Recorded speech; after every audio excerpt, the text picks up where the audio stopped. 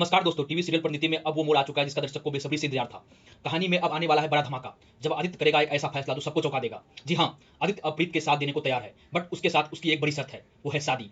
अब प्रीत के सामने दो रास्ते हैं, या तो वो अकेले अपनी माँ की मौत का बदला ले, या फिर आदित्य का हाथ थामकर नीति की जिंदगी को बर्बादी की ओर ले जाए।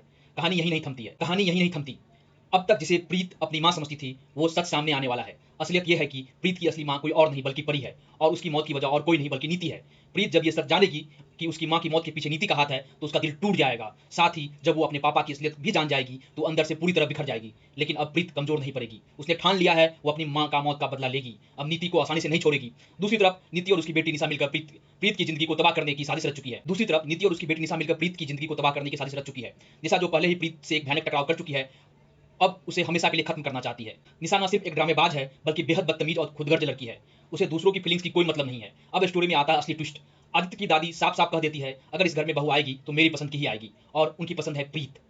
अब आदित्य खुलकर प्रीत से कहता है, अगर तुम अपनी मां की मौत का बदला लेना चाहती हो तो तुम्हें मुझे साथ देना होगा। वो कहता है, मैं जानता हूं असली गुनहगार कौन है, और मैं सारा सच जानता हूं।